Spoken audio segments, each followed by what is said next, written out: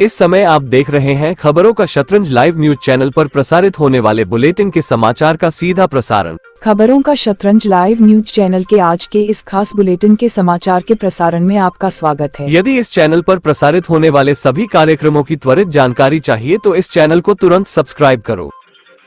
आज का शुभ दिन सोमवार है। अब आप 1 मई 2023 के मुख्य समाचार सुनिए। आज 1 मई 2023 को महाराष्ट्र दिवस और मजदूर दिवस दोनों मनाया जाता है। ये बहुत ही सुखद संयोग की बात है कि महाराष्ट्र दिवस और मजदूर दिवस दोनों 1 मई को पड़ते हैं।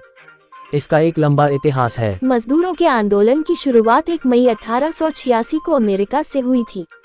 उस समय मजदूरों से 15-15 घंटे काम करवाया जाता था। इस आंदोलन को बंद करवाने के लिए वहां की सरकार द्वारा मजदूरों पर गोलियां चलाई गई, जिसमें बहुत से मजदूरों की मौत हो गई, लेकिन आंदोलन नहीं रुका। 3 वर्ष बाद 1989 में अंतर्राष्ट्रीय समाजवादी सम्मेलन की बैठक हुई, जिसमें यह तय किया गया कि मजदूरों से एक दिन में केवल 8 घंटे ही काम लिया जाएगा और हर वर्ष 1 मई को मजदूर दिवस के रूप में मनाने का प्रस्ताव रखा गया तथा 1 मई को सार्वजनिक अवकाश रहेगा, जिसे सर्वसम्मति से पारित कर दिया गया। 34 साल बाद 1 मई 1923 से भारत में भी मजदूर दिवस मनाने की शुरुआत हुई।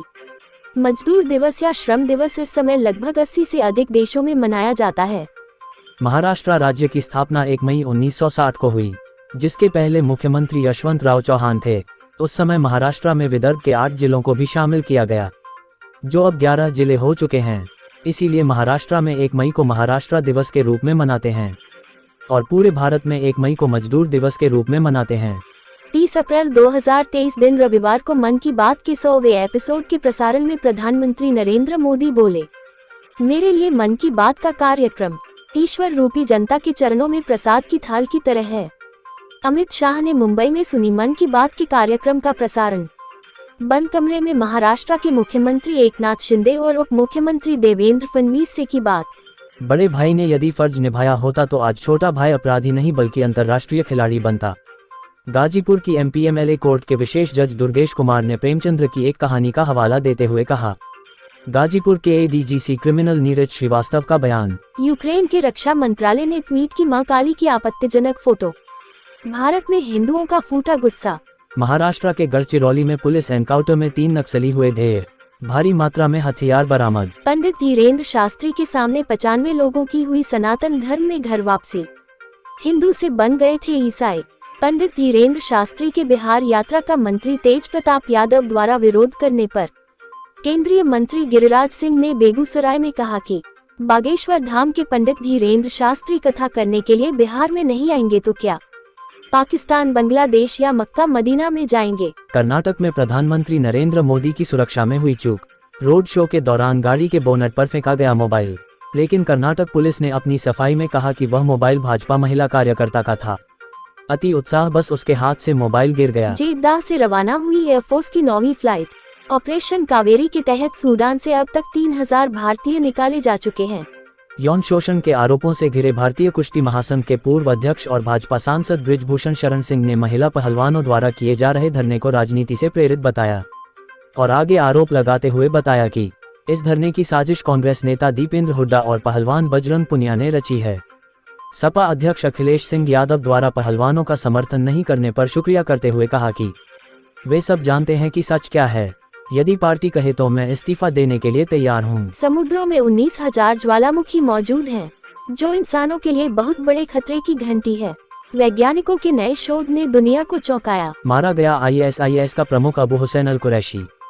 तुर्की के राष्ट्रपति एर्दोगन ने दी जानकारी। आज से स्पैम कॉल और SMS हो जाएंगे बंद। अनचाहे कॉल्स पहचानने के लिए सर्विस प्रोवाइडर कंपनियों का AI ट्रायल हुआ सफल। पुंछ आतंकी हमले के बाद सैन्य सुरक्षा बढ़ी। हर 2 किलोमीटर पर मिलिट्री पुलिस के चेक पोस्ट होंगे।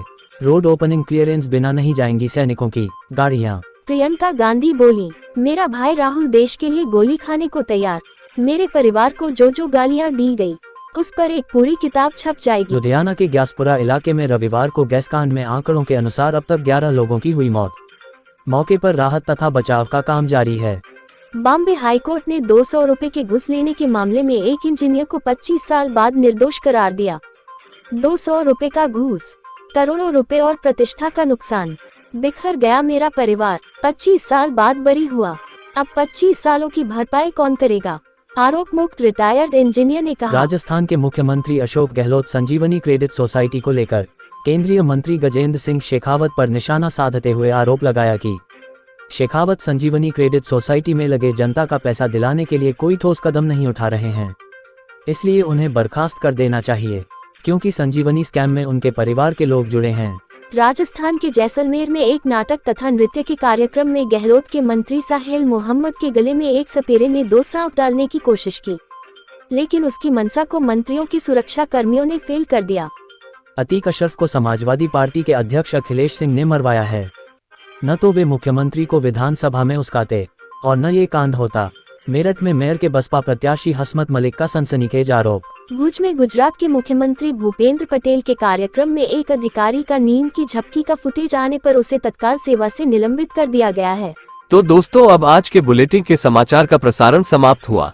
अब अगले समाचार के अगले प्रसारण में फिर मिलेंगे। तब तक के लिए जय हिंद, जय भारत।